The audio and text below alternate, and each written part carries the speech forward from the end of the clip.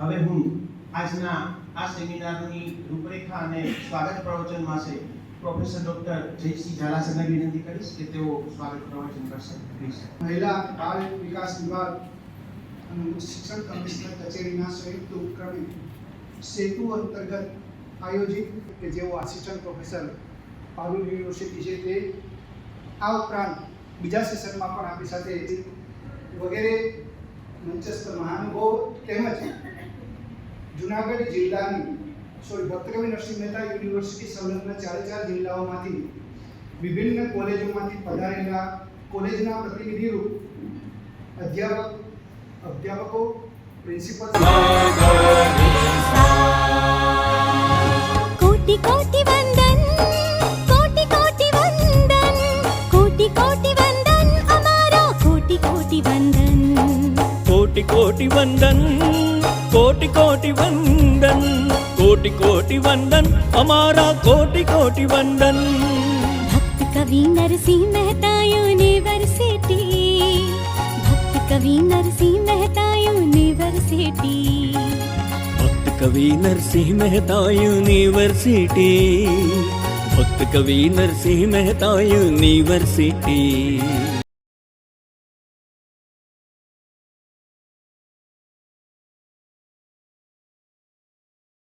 આજે સેતુ કાર્યક્રમ એક દિવસીયની અંદર 160 કરતા વધુ કોલેજના પ્રાધ્યાપકો, ભાઈઓ બહેનો પધાર્યા છે. આમ તો આપણા પાર્ટીના પ્રમુખ ગૌરવભાઈએ બધા વિષયોને લઈ લીધા છે, પણ સૌથી મોટો જે ઇસ્યુ છે એ જેન્ડર ઇક્વાલિટીની અંદર કાર્યસ્થળ ઉપર કામ કરતા બહેનો અને એના તરફનો જે આપણી સમાજમાં ઉત્પન્ન થયેલી વૃત્તિઓ છે એને ક્યાં આપણે એડ્રેસ કરી શક્યા છે ખરા આઝાદીના એટલા વર્ષો પછી કે નહીં? એ પ્રશ્ન હાયર એજ્યુકેશન ઇન્સ્ટિટ્યુશનની અંદર આખા દેશની અંદર છે. એટલે આપણે ત્યાં નહીં હોય એવું પણ માનવાનું કારણ નથી. બાકી સમસ્યા તમે કીધી એ બે છે જ, કે એક બાજુ ઓબેસિટી પણ છે અને એક બાજુ 30 કરોડ લોકોને ખાવાનું નથી મળતું. બે એબનોર્માલિટી, એટલી બધી જબરજસ્ત વિષમતા છે આ. એમાં આપણે કોઈ પ્રયાસ એવા ખરા કે જેને કારણે ઓબેસિટી ઘટે અને કુપોષણ વાળા બાળકો છે એને અમે સમાજના મૂળ પ્રવાહની અંદર લાવી શકીએ? મને ખબર છે કે હું ગોધરા કુલપતિ હતો ત્યારે આનંદીબેન 2022માં આવેલા, 19 જાન્યુઆરી 2022માં અમારા કોન્વોકેશનમાં આવેલા. 1 કલાક ભાષણ આપેલું બેન, અને અમે એને લખ્યું.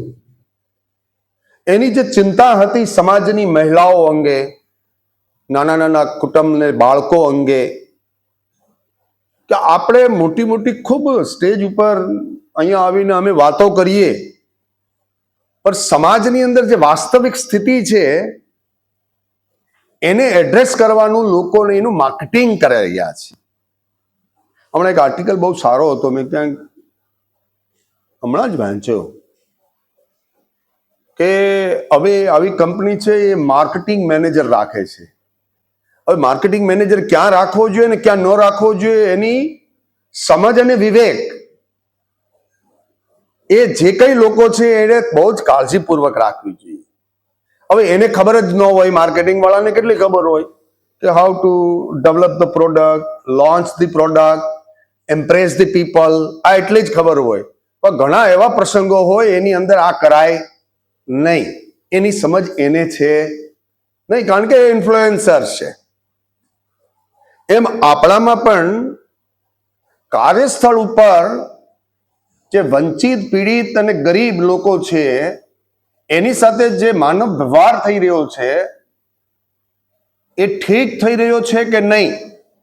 અને એટલે જ સુપ્રીમ કોર્ટે, તમને બધાને ખબર હશે, ડેટા એવું કહે છે કે જે ક્રાઇમ વધ્યો છે એમાં જે સ્થળે મહિલાઓ ભણે છે અથવા તો નોકરી કાર્યસ્થળ પર કરે છે એની ઉપર નાની નાની બાબતોનું જે શોષણ થાય છે, બોલીને, વ્યવહારથી, વાણીથી, વિચારથી, એને જોવાની દ્રષ્ટિથી, એને કારણે ડ્રોપઆઉટ રેશિયો છે એ 65% છેલ્લા વર્ષોમાં વધ્યો છે. જે ડ્રોપઆઉટ રેશિયો હતો શિક્ષણમાં, હાયર એજ્યુકેશન ઇન્સ્ટિટ્યુશનમાં, એ એટલો બધો વધ્યો છે. આ ભારત જો વિકસિત થવું હશે 2047માં, તો these are the all variables. એને જો તમે ઠીકથી હેન્ડલ નહીં કરી શક્યો તો જે ગ્રોથની તમે સ્ટોરી લઈને આગળ વધી રહ્યા છે એ સ્ટોરી ચાલવાની નથી. એક મહિલા કે તો એની વાતને આજે પણ સમાજમાં ગંભીરતાથી લેવામાં નથી આવતી.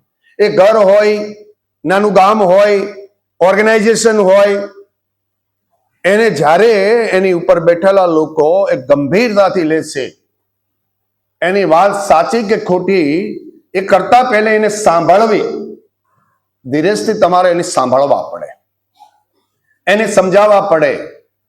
કોઈ આખા જ 100% ઘટનાઓ બને એમાંથી 5% ઘટનાઓ નહીં સાચી હોય, પણ 95% તો સાચી છે ને. તમારે 95% જે ઘટનાઓ સાચી બને છે એને સમાજમાં એડ્રેસ કરવી પડશે.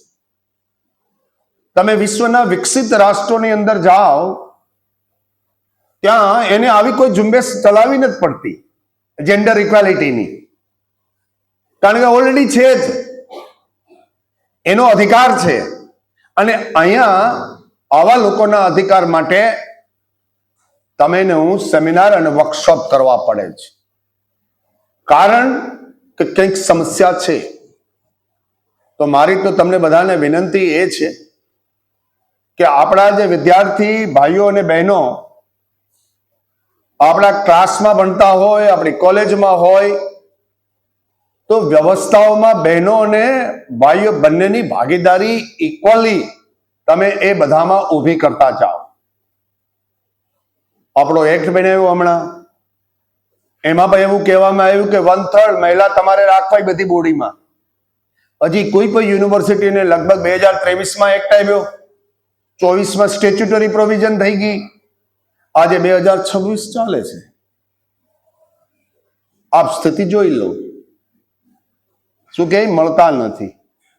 એટલે ભાઈ, જે સમાજના પોપ્યુલેશનના 50% બહેનો હોય અથવા 51% બહેનો હોય તો ન મળવાનો વિષય છે નહીં. તમારી અંદરની વૃત્તિ નથી એટલે એને તમે ડેમોક્રેસીની અંદર પાર્ટ એન્ડ પાર્શિયલ સિસ્ટમમાં લાવવા માંગતા નથી. અને એ અજાણે પણ જાણે થતી હોય એવી ઘટનાઓ છે. આપણે એ કાર્યસ્થળ ઉપર આપણા બહેનો છે તો એનો આદર અને માન અને સન્માન આપણે કેમ ન જાળવી શકીએ? હા, કામ કરવું એની ફરજનો ભાગ છે, પણ સાથે સાથે એની અવગણના ન થાય, એની સામેની જોવાની જે દ્રષ્ટિ આપણી છે એ જુદી ન થાય. એ જ્યાં સુધી કાર્યસ્થળ ઉપરની જો આ પ્રક્રિયા ઠીક નહીં થાય તો વર્ક બેલેન્સ થવાની સંભાવના બહુ જ ઓછી છે. અને અનરેસ્ટ થયેલું માઇન્ડ છે એ કામ ન કરી શકે. તમને ખબર નથી કે તમે એક દિવસ ડિસ્ટર્બ હોય અને જ્યારે યુનિવર્સિટી આવો અને કામ કરો છો, સાહેબ પછી કરો ને, સાહેબ એને પકડો ને, આ અનરેસ્ટ છે. એ ભાઈ છે એટલે કરી શકે છે, બેન હોત તો ન કરે. This is the gender difference, discrimination. આપણે ખૂબ કાળજી લેવાની જરૂર છે. આપણે એ કાળજી લેતા નથી, આપણે વાતો કરીએ છીએ. અને હું બરોબર સમજુ છું કે ગોધરાની અંદર પણ મેં આ જ કર્યું છું કે બેનો બે ધડક એ કુલપતિને પોતાની વાત કરી શકવા જોઈએ. હિંમત કરીને કરવી જોઈએ, ડરવું ન જોઈએ કોઈથી. પછી એને જે યોગ્ય લાગે એ કરે, અને ન માને તો લેખિત દેતા બહેનોએ અચકાવવું નહીં જોઈએ. જે બહેનો લેખિત દે છે એ પોતાનું રક્ષણ તો કરે છે, પણ આવતી પેઢીઓનું પણ રક્ષણ કરે છે. તમને એવું લાગે છે કે ઉપર બેઠેલા માણસો બે પ્રકારની વૃત્તિ વાળા હોય છે. એક સમસ્યાનો સામનો કર્યા વગર સમસ્યાનું સમાધાન આવી રીતે ગોઠવતા હોય છે, અને એક જે સમસ્યા છે તો એને બહાર લાવવામાં એને ડર ન હોવો જોઈએ. અને જ્યાં જ્યાં ડર છે ત્યાં શોષણનું પ્રમાણ પણ વધુ થયું છે. હું તમને જે ડેટા આપું છું સુપ્રીમ કોર્ટના, એ મારા નથી, આ બધા જ ન્યૂઝ. એને કારણે સુપ્રીમ કોર્ટે યુજીસી ને પણ કીધું કે આના માટેનો તમારે બંધારણીય એક્ટ બનાવવો જોઈએ. એમાં નાની મોટી શરત રહી ગઈ કે જેન્ડર, જે ઇક્વાલિટીના કન્સેપ્ટમાં જાતિનું ઇક્વાલિટી કન્સેપ્ટ ન રહ્યું અને ઓપન કેટેગરી વાળાનું પ્રતિનિધિત્વ એમાં ન રહ્યું, એટલે અત્યારે એના પર સ્ટે છે. કરવાની જરૂર છે. એ કોઈ એક જાતિ માટે નથી, એસસી એસટી કે ઓબીસી માટે નથી, વંચિત, પીડિત અને ગરીબ લોકો છે બધાને લાગુ પડે છે. મહિલા ક્યાં પોતાનો અવાજ રજૂ કરે, એના કાઉન્સેલિંગ સેન્ટર હોવા જોઈએ, એ પોતાની વાત કરે. અમે અહીં કર્યું છે. અનિતાબા ગોહિલને આની જવાબદારી આપી છે વિમેન ડેવલપમેન્ટ સેલની. સાથે સાથે સેક્સ્યુઅલ હેરેસમેન્ટ માટેની પણ વ્યવસ્થા અમે અહીં કરેલી છે. કોઈ પણ બેન ગમે ત્યારે એ બહેનોને મળી શકે છે. અને અમે એ પોલિસી ઉપર છે કે એક પણ પ્રકારની ગેરશિસ્ત યુનિવર્સિટીમાં કોઈ મહિલા સાથે થાય તો એને કોઈ પણ સંજોગોમાં અમે ચલાવવા માંગતા નથી. રાજકોટમાં હતો ત્યારે તમને ખબર હશે કે 14 થી 18 જેટલા આવા તત્વો હતા એને ઘર ભેગા કર્યા છે, અને આજે પણ નોકરીમાં નથી. એ કાયમી હોય તોય શું, આ કોઈનો અબાધિત અધિકાર નથી. મહિલાનું રક્ષણ કરવું એ કુલપતિની પહેલી જવાબદારી છે. કુલપતિ એમાંથી છટકી શકે નહીં, રજિસ્ટ્રાર એમાંથી છટકી શકે નહીં, સત્તામાં બેઠેલા માણસો ભાગી શકે નહીં. અને જેટલા એ પલાયન વૃત્તિ કરી છે, ત્યાં કેમ્પસ કેવા બન્યા છે, અખાડા, એની તમને મને બધાને ખબર છે. ઘણી વખત લોકો મુક્તતાના નામે it is my choice. It is not your choice in the campus. Campus has its own rules, regulation, and everybody has to follow. એ બધાને કરવાનો અધિકાર છે. એમાં જાતિ, ધર્મ, જેન્ડર કશું જ ના આવે. બે પક્ષે કરવાની જરૂર છે. અને એનું અવેરનેસ કેવી રીતે ક્રિએટ કરવું એના માટેનો આ સેતુ કાર્યક્રમ છે આજે. એટલે તમને બધાને બોલાવ્યા છે કે તમારે ત્યાં આવું કાઉન્સેલિંગ સેન્ટર હોવું જોઈએ. બહેનોને પોતાની વાત મૂકી શકે એના માટેની એક જગ્યા હોવી જોઈએ, એનું સેલ હોવું જોઈએ. એ સેલ વિમેન ડેવલપમેન્ટ સેલ હોય કે યુજીસી વાળું હોય, આઈસીસી ઇન્ટરનલ કમ્પ્લાયન્ટ કમિટી. ભાગ્ય જ યુનિવર્સિટીમાં આ કમિટી છે, અમારી ત્યાં છે, અમે બધી જ મૂકી છે. આપણે ત્યાં તો 95% student coming from the basic local background. એટલે આપણું જે કલ્ચરલ હેરિટેજ છે એને કારણે આપણે સમસ્યાઓ ઘણી ઓછી છે. તો પણ કાર્યસ્થળ ઉપર જે બહેનોની અવગણના છે એ નાનો મોટો મુદ્દો નથી. એની ઓવરઓલ પ્રોડક્ટિવિટી છે 50% ઉપર જ પરફોર્મ કરે છે, 50% અંડર યુટિલાઇઝ થઈ રહ્યા છે. જો એને ફુલ્લી યુટિલાઇઝ તમારે રિસોર્સિસને કરવા હશે મૂળ પ્રવાહમાં, તો એને તમારે હાઇજીન ફેક્ટર, વર્ક પ્લેસ ઉપર એને કમ્ફર્ટ ફીલ કરે. મોટિવેશનલ નથી કહેતો, હાઇજીન એટલે એ કામ કરવા માટેની અનુકૂળતા આપવી, એને કન્ડ્યુસિવ એન્વાયરમેન્ટ કહેવામાં આવે. એ તમારે ને મારે પૂરું પાડવું પડે. અને એ જ્યાં નથી પૂરું પાડતા ત્યાં બહેનો હાલતા હલતા હોય તો એ સાઈડમાં રહી જાય, ભાઈ હોય તો એ સાઈડમાં બાઈડમાં કાંઈ ન રહે, એને રૂલ લાગુ નથી પડતા. આ જે ડિફરન્સ છે એને તાત્કાલિક આપણે દૂર કરવો પડશે. જો વિકસિત ભારતને 2047માં આપણે વિકસિત થવું હશે તો ખાલી એક પેરામીટર ઉપર કામ કરી, આર્થિક પેરામીટર ઉપર, જીડીપી ઉપર, અને આપણે સમૃદ્ધ થઈ જાય તો એ સમૃદ્ધિ પછી આ મિડલ ઈસ્ટ જેવી સમૃદ્ધિ હશે જે અત્યારે પૂરું થવા તરફ આગળ વધી રહી છે. તો બંને આપણા સ્પીકર છે, વૈષ્ણવ સાહેબ પણ છે, એ પણ આના એક સારા એક એક્સપર્ટ તરીકે એ કામ કરી રહ્યા છે. બેન તિવારી પણ પારોલની અંદરથી આવીને આપણી સાથે બહેનો માટે શું કરી શકાય તો તમને ખબર હોવી જોઈએ. ભાઈઓને 50% 60% ખબર નથી કે બહેનો અરે વાત કેમ કરાય.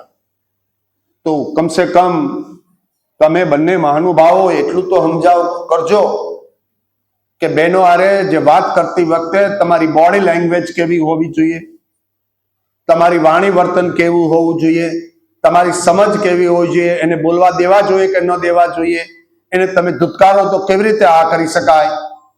તો માનવ અધિકાર છે બહેનોના, એની સંપૂર્ણ સમજૂતી અને જાગૃતિ અને અવેરનેસ આપણે આપવા જોઈએ.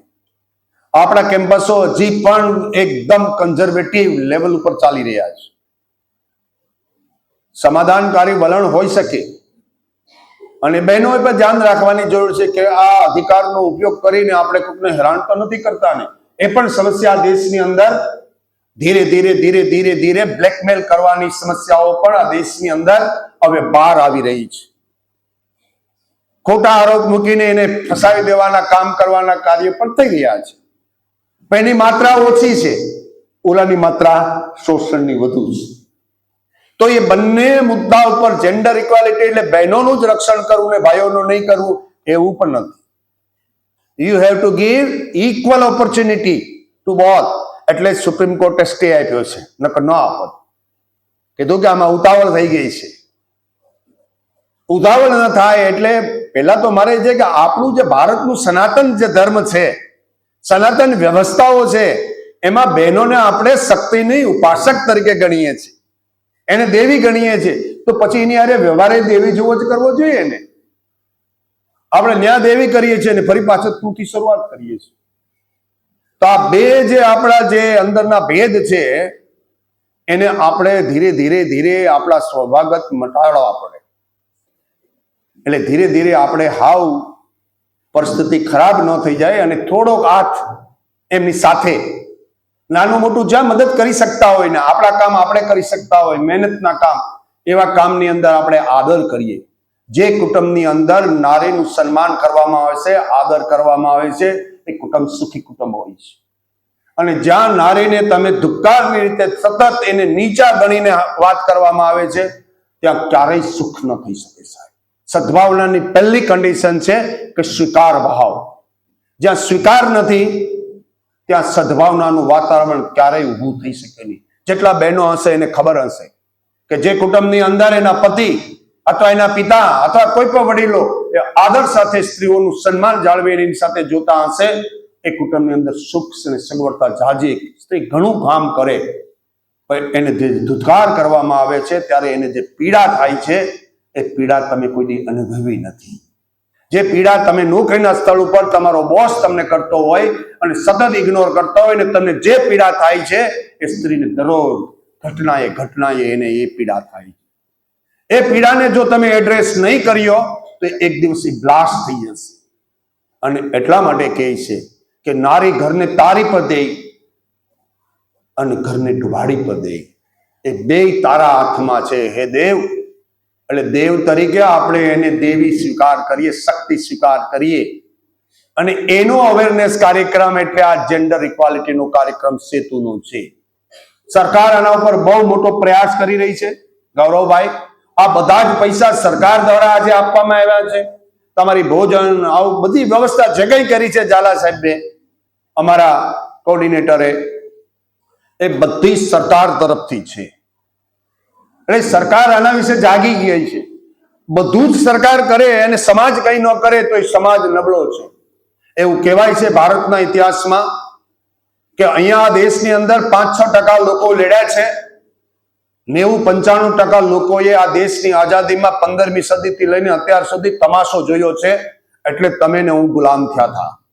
બાકી ભારતની એવી શક્તિશાળી પ્રજા છે, એ ગુલામ ન થઈ શકે ક્યારેય. પણ અહીંયા લડવા વાળા 5-6% હતા અને તમાશો જોવા વાળા કે બરોબર જામ્યું છે. એ મારી દ્રષ્ટિએ શિક્ષક નથી. શિક્ષક કભી સાધારણ હોઈ નહીં શકતા. જેના અવાજની અંદરથી ઉર્જા ન હોય, એ ઉભો મરદાને ન કરી શકે, એને ગુરુ કેમ કેવું? એ ગુરુ હોય જ ન શકે. એ તો ખાવા પીવા વાળો, ભોગ યોની વાળો, પશુની જેમ જીવવા વાળો માણસ છે. બાકી ગુરુ તો એ હોય જે કર્મ યોની વાળો છે, સાધન યુતિ વાળો છે, સાધન યોની વાળો છે, જે સર્જન કરવાની ક્ષમતા એના અવાજમાં અને એની વાતમાં, સત્યતામાં હોય, સનાતનમાં હોય, સહજતા હોય, સરળતા હોય, બીજાનો સ્વીકાર હોય. આ શિક્ષક છે. અને એ જ શિક્ષક છે ક્લાસરૂમની અંદર 100% એની રિસેપ્ટિવિટી જ્યારે બોલતો હોય ત્યારે હોય 100% એને સાંભળતા હોય, એનો રિસેપ્ટિવિટી રેશિયો 100% ચાલતો હોય. અને જો તમારે એમ કહ્યું કે 50% મારું કોઈ સાંભળતા નથી, તો સમજો કે 50% તમે શિક્ષક નથી, તમે મટી ગયા છે. ને ધીરે ધીરે તમે આ સરકારે જે કાયમી ભાણું ભરી દીધું છે, આપણું કંઈ ન કરવા માટેના પૈસા જે આપી રહ્યા છે, એનું પાપ તમે ને હું કરી રહ્યા છે. આપણે વેતનભોગી શિક્ષક છે, તો વેતનમાં જેટલું વેતન કમાય એટલું કામ તો કરો, તો ત્યાં સુધી તો પાપ અને પુણ્ય હરખ્યું થયું. પણ જો એના કરતા ઓછું કરીએ તો આપણે બધા પાપના ભાગીદાર છે. તો મને લાગે કે આ મંત્ર લઈને તમે તમારી કોલેજમાં જજો, ત્યાં બહેનોની સ્થિતિ છે એના વિશેનો અભ્યાસ કરજો. તમારે ત્યાં બહેનો કેટલી દીકરીઓ ડ્રોપ આઉટ થાય છે, એની સમસ્યાઓ શું છે, એની કુટુંબની સમસ્યાઓ શું છે, સામાજિક સમસ્યા શું છે. આજે પણ આપણે એસસી ને એસટી લોકોને જોઈને એની સાથે દુર્ભાવ ભેરો વ્યવહાર કરીએ છીએ. મને લાગતું નથી કે શરમ ન આવવી જોઈએ એક ભણેલ ગણેલ વ્યક્તિને, જ્યારે તમે એસસી એસટી કે ઓબીસી ની બહેનોને પહેલા પૂછે છે કઈ જ્ઞાતિની છે. મને લાગે કે એ સૌથી મોટો પછાત માણસ છે કે જે પોતાની જ્ઞાતિ, કોઈ તો બાળકને જ્ઞાતિ પૂછે છે તો એ સૌથી પહેલો પછાત, એ પૂછવા વાળો પછાત છે, ગરીબ છે, વંચિત છે. એવું તમારે ને મારું જ્યાં સુધી સમાજ માનમાં વળગી જાય કે હું પોતે ગરીબ છું, ત્યારે સમાજની અંદરથી આ જેન્ડર ડિસ્ક્રિમિનેશન સંપૂર્ણ બહાર થઈ જશે. અને એ સમય તમારે ને મારે જેટલો વહેલો લાવીએ એટલું લાવવાની જરૂર છે. તમારા કેમ્પસ ઉપર એ લઈ જાઓ.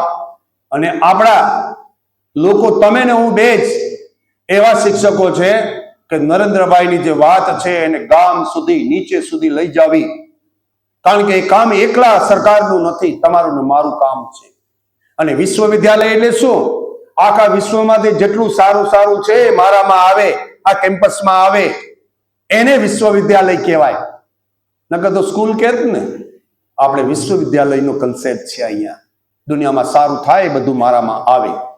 તો આ તરફનો આજનો જે આ કાર્યક્રમ છે, હજી બંને વક્તા જમવા પછી પાછા બોલશે. પછી મેડમ પણ સાયબર સિક્યુરિટીમાંથી પીઆઈ આવવાના છે. એ પણ તમને કહેશે કે મોબાઈલનો ઉપયોગ આપણે કેવી રીતે કરવો જોઈએ, આપણે જે ડેટા શેર કરી રહ્યા છીએ ડેટા કેટલા શેર કરવા જોઈએ, બીજું કે આ મોબાઈલ તમને કેટલો સાંભળે છે. અને તમને એમ છે કે બધું બંધ છે, મેં ડિલીટ કરી દીધું, કંઈ ડિલીટ થતું નથી. જેટલું જેટલું તમે ટોક કરો છો, જેટલા ડિલીટ કરો છો, આ સાયબર વાળા વિધિન 15 મિનિટ તમને બધું આપી દે છે કે તમે એટલા ડેટા આની હારે વાત કરીને શેર કરતા હતા. અને હવે તો હેકર એવા આવ્યા છે કે ગૌરવભાઈ તમે વાતો કરી લીધી, તમારો હેકર તમારી બધી દરરોજની વાતો કેટલી કરી છે બધી સાંભળી જાય અને તમારા જે માણસોએ કામ તમને આપ્યું હોય એને કહે કે આજે ગૌરવભાઈ આવું કરતા. ગૌરવભાઈને ખબર જ ન પડે 6-8 મહિના 10 મહિના સુધી એના પૈસા ચોરે તો ખબર પડે. બાકી જો હેકર છે પૈસા ન ચોરે ને માહિતી ચોર્યા કરે તો કોઈને ખબર પડે નહીં. પણ તમારા ડેટા યુઝ થતા હોય, તમારો બેટરી એમને એમ તમારી ખલાસ રાતમાં થઈ જતી હોય તો તમારે સમજવાનું કે તમારો ડેટા ક્યાંક જઈ રહ્યો છે. એઆઈના જમાનાની અંદર એટલે આ મોબાઈલનો જેટલો ઉપયોગ ઓછો થાય એટલો કરવો. અને હું તો એમ કહું છું કે ડિજિટલ ડિટોક્સ કરવાનો સમય આવી ગયો છે. અમે તો એવા લોકોને તમારે જોઈ લેવા જોઈએ કે દરરોજ તમે 2-3 કલાક કોની હારે સમય બગાડો છો. આ વહેલી તકે જાગી જવાની જરૂર છે, કારણ કે આ કશું જ ખાનગી નથી આ દુનિયાની અંદર, અને એમાં ક્યાંય ફસાઈ ન જાય આપણા બાળકો, આપણી દીકરીઓ, આપણી બહેનો. એને જાગૃત કરવાનો સમય પણ આ અત્યારનો સમય આવી ગયો છે.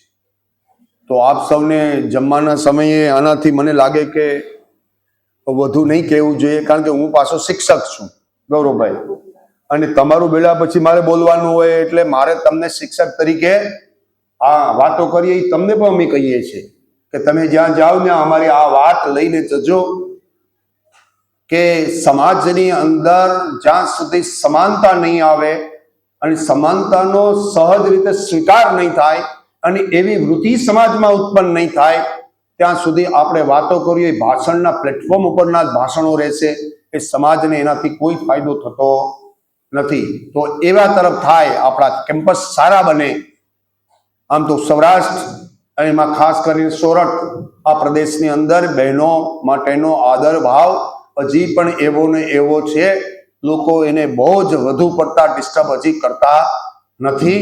એ પરિસ્થિતિ હજી આપણી અને રાજસ્થાનની કંઈક અંશે સારી છે, પણ એ સારામાં જે દૂષણો છે એને તાત્કાલિક અટકાવવાના પ્રયાસ તમારે અને મારે કરવાના છે. એ સેતુના કાર્યક્રમથી તમારા કેમ્પસમાં થાય, લોકોને આપણા સરકારની વાતો પહોંચે, સરકાર શું કરી રહી છે એ વાતો પહોંચે, અને આ રાષ્ટ્ર જે એક વિશ્વગુરુની તરહની અંદર આગળ વધી રહ્યો છે એમાં તમે ને હું બંને એ નિમિત્ત બનીએ એવી પ્રાર્થના કરી મારી વાણીને વિરામ આપું છું. ભારત માતા કી જય. વંદે માતરમ. આજરોજ ગુજરાત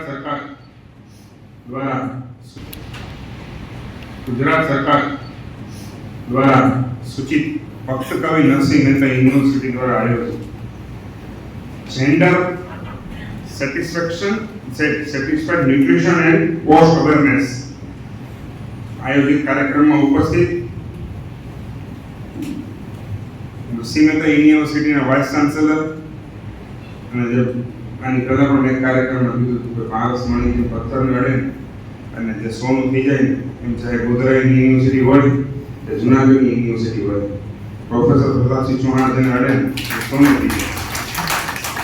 અને એમના જ કાર્યકાળમાં આપણને આપણી મૂળભૂત યુનિવર્સિટીમાં પણ બિરાજવાનું ટૂંક જ સમયમાં આપણને મળવાનું છે એવા વાઇસ ચાન્સેલર શ્રી પ્રતાપસિંહ ચૌહાણ સાહેબ, મંચ પર બિરાજમાન એડવોકેટ શ્રી કીર્તિકુમાર જે વૈષ્ણવ, ફાઇનાન્સ ના ઓફિસર કીર્તિ બાજે વાઘેલા, ડોક્ટર ઉચ્ચબેન તિવારી અને ડોક્ટર જયસિંહ ઝાલા.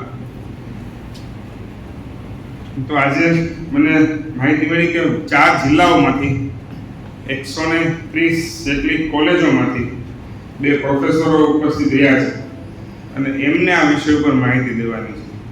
એટલે કે જેમને રોજ 2 કલાક બોલવાનો મહાવરો હોય, જેમની પાસે જ્ઞાનનો અખૂટ ભંડાર હોય, જેમની પાસે વિદ્યાર્થીઓને ભણાવવા માટેની શિક્ષા આપવાની શક્તિ હોય. શિક્ષક કહેવાય ને કે શિક્ષક એટલે શું, તો કે શિક્ષા આપતા આપતા શિક્ષણ પણ આપે, એનું નામ શિક્ષક. તો તે વિદ્યાર્થીઓને શિક્ષા પણ આપે અને શિક્ષા આપતા આપતા એમના આપણા સંસ્કારોનું સિંચન કરે, એમનું નામ શિક્ષક. એમની સામે સાહેબે મને આ વિષય મૂકવાની તક આપી છે સાહેબ. એટલે ખૂબ અઘરી બાબત છે, પણ પ્રયત્ન કરીએ છીએ આપણા સુધી પહોંચવાનો.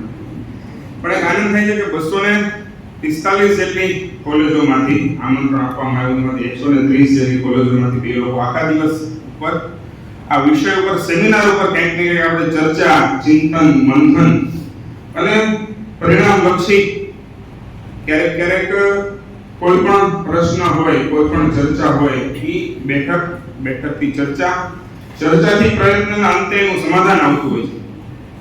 ગુજરાતનો દાખલો લઈએ કે આખા ભારતનો દાખલો લઈએ, દેશના વડાપ્રધાન નરેન્દ્રભાઈ મોદી જ્યારે મુખ્યમંત્રી હતા ત્યારે અને જ્યારે પ્રધાનમંત્રી બન્યા ત્યારે ગુજરાત હોય, હરિયાણાની સ્થિતિ હોય, બેટા બેટી એક સમાન, કન્યા કેળવણી, બેટી પઢાઓ.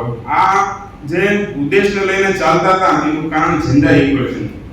આ કંઈક ને કંઈક પહેલા ના જમાનામાં રૂઢિગત બાબતોમાંથી કે ભાઈ દીકરો આવે મારા પૂર્વ વક્તાએ કીધું કે દીકરો આવે તો પેંડા રહે છે, દીકરી આવે તો જલેબી રહે છે.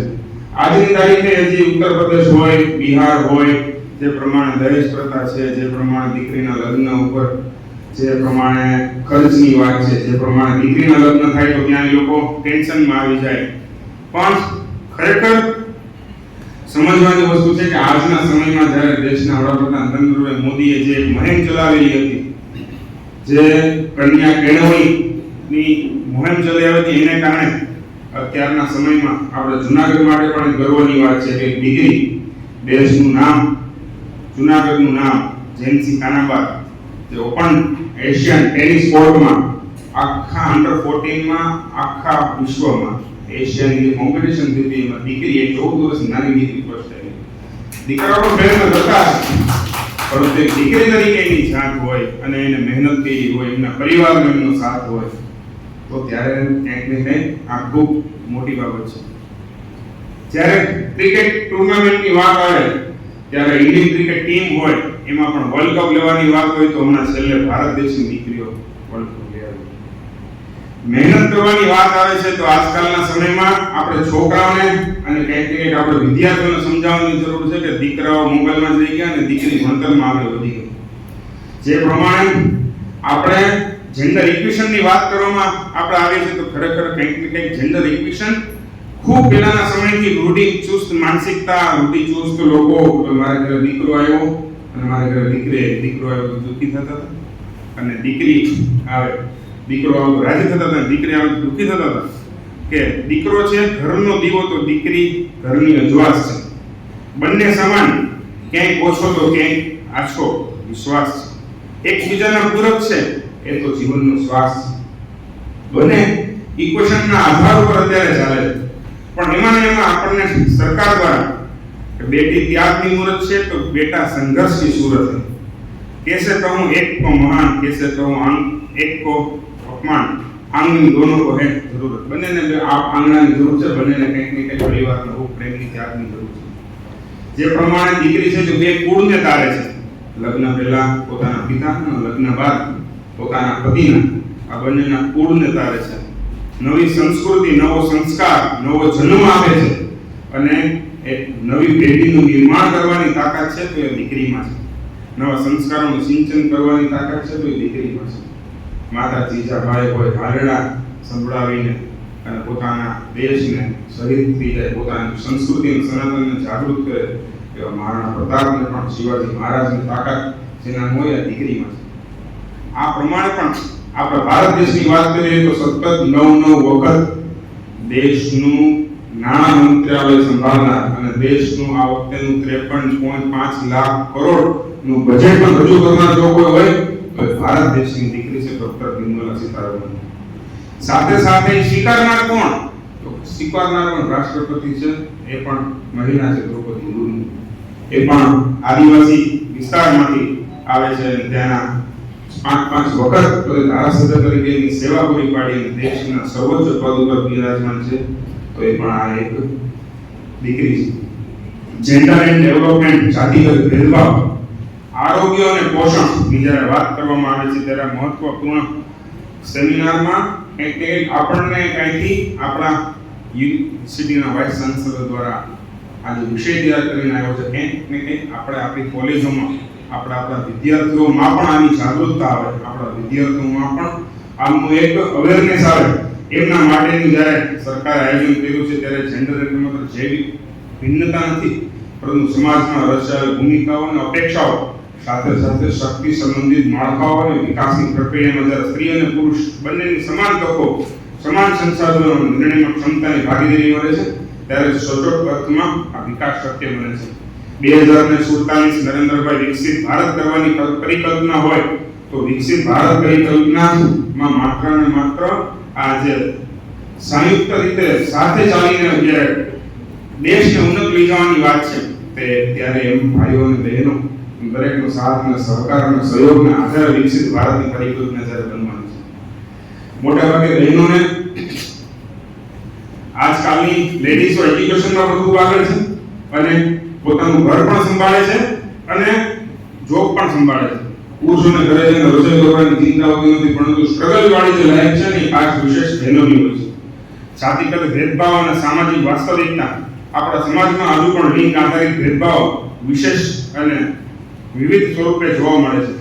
જેમાં કહી શકાય કે શિક્ષણમાં અસમાનતા, પોષણમાં ભેદભાવ, આરોગ્ય સેવાઓમાં અસમાનતા, પહોંચ, બાળ વિવાહ અને કિશોરી આરોગ્યની સમસ્યાઓ.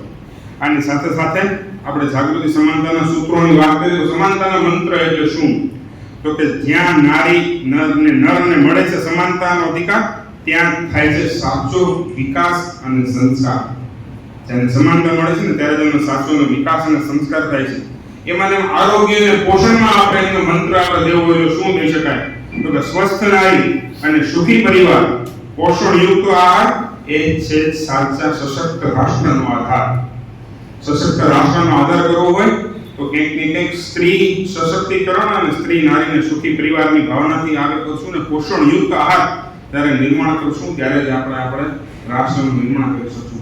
પહેલાના જમાનામાં પીઝા અને બર્ગર અને હોટલના જમાના નહોતા ને ત્યારે આપણને પીઝા ખવડાવતા કયા સ્વરૂપમાં ખવડાવતા? તો કે ભાખરીમાં આપણને ગોળ મિક્સ કરી દે, રોટલો છે તો ચૂરમું બનાવી દે. આ બધી જે આપણા શરીરમાં અંદર જે પોષણ હતું ને આપણે ધ્યાનમાં નહોતું કે એ બને આપણા શરીરમાં ગોળની બી જાય છે. આજકાલની યુવા પેઢી જે પ્રમાણે સરકાર ખેલ મહોત્સવ લાગુ પડી છે, જે પ્રમાણે અત્યારે સરકાર ખેલો ઇન્ડિયા નો ઉત્સવ લાવી રહી છે, આનું કારણ છે પહેલાના જમાનામાં આપણે મેદાન જ હતું, મોબાઈલ નહોતો.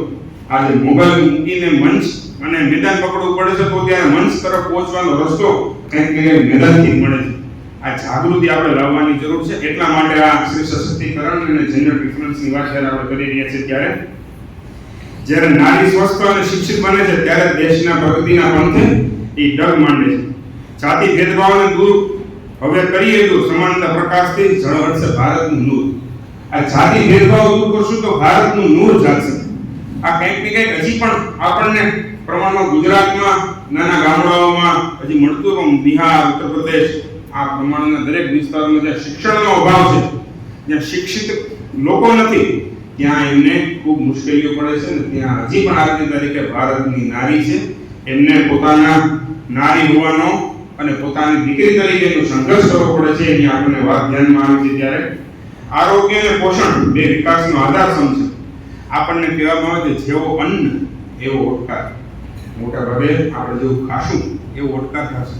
તો આપણે જ્યારે સંતાનોનો જ્યારે વિકાસ કરવાની વાત હોય, એમને શિક્ષણ દેવાની વાત હોય ને એમનામાં પોષણ દેવાની વાત હોય, કેવો અન્ન આપો ને એ પણ આપણે એમને નક્કી કરવાની વાત આવશે. ત્યારે મહિલાઓ અને બાળકોમાં કુપોષણ, એનિમિયા અને આરોગ્ય સુવિધાની અછત હજુ પણ આપણા દેશ માટે મોટી ગંભીર સમસ્યાઓ છે.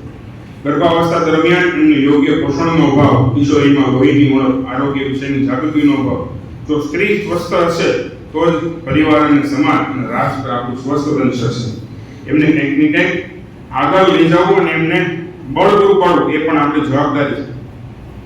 શિક્ષણ અને સ્વાસ્થ્ય બંનેને જો દીકરીનું ઘરેણું છે તો સાકાર થશે વિકસિત ભારતનું સપનાનું આપણું ઘરેણું. શિક્ષિત ભારત બનાવવાની પરિકલ્પનામાં ભેદભાવ અને દિવાલો તોડી પ્રગતિનો સેતુ બાંધીએ, પોષણ અને આરોગ્ય થકી સશક્ત સમાજને કાંધીએ. આ માત્ર વાતો નહીં પરંતુ પરિવર્તનનો સંકલ્પ લઈએ અને સ્ત્રીના સન્માનમાં રાષ્ટ્રનું ગૌરવ આપણે સમજશું ને ત્યારે આપણે કંઈક ને કંઈક આપણા દેશને ઉન્નત મસ્તક લઈ શકશું. સેતુનું કાર્યક્રમનું મહત્વ, સેતુ એટલે બ્રિજ, સેતુ એટલે વિચારોનું બ્રિજ. આપણને ધ્યાનમાં છે કે રામ સેતુ આપણે બધાએ જોયું પણ હશે, નામ પણ સાંભળ્યું હશે. ભારત અને શ્રીલંકા વચ્ચે આજની તારીખે પણ એક ભગવાન રામનું ચરિતાર્થ પૂરું પાડતો સેતુ છે, પણ સેતુનો શબ્દ વૈચારિક સેતુ છે. સેતુ એટલે બ્રિજ, વિચારનો બ્રિજ, એક તરફથી બીજા તરફ જવાનો બ્રિજ, એક દિશામાંથી બીજી દિશા તરફ જવાનો બ્રિજ. ભારતના 2047ના વિકસિત ભારતને ઉન્નત ભારત તરફ લઈ જવાનો સેતુ. એટલા સેતુ અને આ સેતુના કાર્યક્રમમાં જ્યારે સેતુ એટલે જોડાણ, નીતિ અને અમલીકરણ વચ્ચેનું સંસ્કાર, સાકાર અને સમાજ વચ્ચેનું જાગૃતિનું કાર્ય, એટલે આપણો આ વિચારમય સેતુ. જાગૃતિમાં વધારો થાય, સ્થાનિક સ્તરે સશક્તિકરણ થાય, સમાનતાની દિશામાં વિચાર થાય અને આ વિચાર પ્રસરિત થાય. આ કંઈક ને કંઈક ખરેખર એક કોઈ વ્યક્તિથી કે સમાજથી કેવા કાર્યક્રમો કરવા કરતા એક સામાજિક જવાબદારી. આ એક બધાની જવાબદારી છે. જ્યારે નરેન્દ્રભાઈ કહેતા ને સૌનો સાથ, સૌનો વિકાસ, સૌનો વિશ્વાસ, સાથે સાથે સૌના પ્રયાસથી આપણો દેશ 2047માં વિકસિત ભારત બનવાની પરિકલ્પનામાં આપણે આગળ વધવાનું છે. મિત્રો, આપણને પણ ધ્યાનમાં છે, આ વખતે ગુજરાત સરકારનું બજેટ પણ અત્યાર સુધીમાં 4,08,053 કરોડ રૂપિયાનું ગુજરાત સરકારનું પણ આ વખતેનું બજેટ આવ્યું. આ બજેટમાં પણ કંઈક ને કંઈક આ વિષયો ઉપર ખૂબ ભાર દેવામાં આવ્યો છે અને આ વિષયોને પણ પ્રાધાન્ય દેવામાં આવ્યું છે. સામાજિક રીતે લિંગ સમાનતા માત્ર સ્ત્રીનો પ્રશ્ન નથી, પણ માનવ અધિકાર અને સામાજિક ન્યાયનો પણ પ્રશ્ન છે. શિક્ષણ દ્વારા સશક્તિકરણ, સમાન તક અને ભાગીદારીની તક અને આરોગ્ય અને પોષણમાં સમાનતા, આ બધું મળીને ટકાઉ વિકાસ એટલે સસ્ટેનેબલ ડેવલપમેન્ટ તરફ દોરી જાય છે. જ્યારે વિકસિત ભારતનું આપણું સ્વપ્ન જ્યારે આપણે આગળ વિચારી રહ્યા છીએ ત્યારે આ સ્વપ્ન લિંગ સમાનતા વગર શક્ય નથી. અને કંઈક ને કંઈક આપણે આ વિચારવાની જરૂર છે કે જે પ્રમાણે લિંગ સમાનતા વગર જ્યારે સમાજમાં સ્ત્રી અને પુરુષ બંને સમાન સન્માન, સુરક્ષાની તક મળે છે, ત્યારે જ આ રાષ્ટ્રને સચોટ અર્થમાં સમૃદ્ધિ શક્ય બને છે.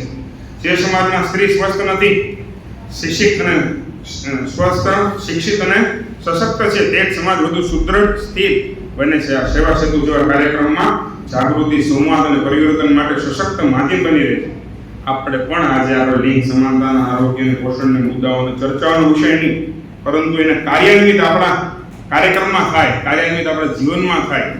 અને કહેવાય છે ને, પ્રારબ્ધને કોણ ગાંઠે, પ્રારબ્ધને કોણ ગાંઠે, હું તો પડકાર ઝીલનારો માણસ છું, તે જ ઉછીનું નહીં લઉં, જાતે બનનારો માણસ છું.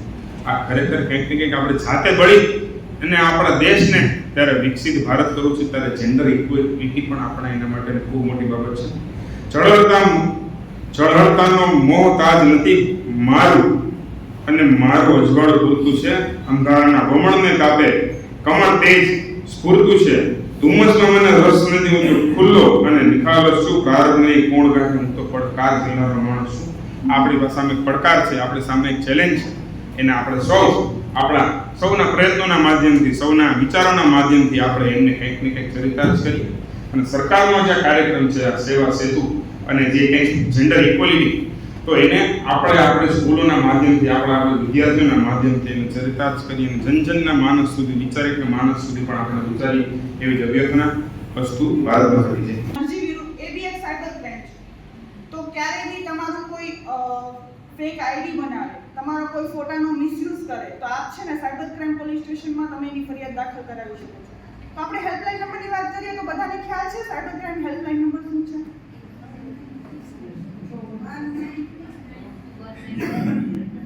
હા, ક્યાંથી સંભળાય છે કે 1930. આપણે અત્યારે કોઈને ફોન કરીએ તો એમની કોલર ટ્યુન શું વાગે છે? આપણે કે પહેલા કોરોના ટાઈમે કોરોનાની વાગતી હતી, હાલ તો આ ડિજિટલ અરેસ્ટ વાળી વાગે છે. રેડી? તો એમાં આપણે હેલ્પલાઇન નંબર આપને છેલ્લે કહે છે કે ભાઈ આપણી યારે કંઈ બી થાય તો આપણે શું કરવાનું છે? પહેલા 1930 પર કોલ કરવાનો છે. રેડી? ધેન આફ્ટર નજીકના પોલીસ સ્ટેશનમાં તમે જઈ શકો છો. તો આપણે જાણીએ કે ભાઈ સાયબર ક્રાઇમ બેમાં ડિફાઇન કરીએ. એક સોશિયલ મીડિયા દ્વારા તમને જે ક્રાઇમ કરવામાં આવે છે અને એક ફાઇનાન્શિયલ ક્રાઇમ. અને સાયબર ક્રાઇમ થવાના મેઇન છે ને 4 જ રીઝન છે. એક તો આપણામાં આળસ, જે ભરીને પડી છે.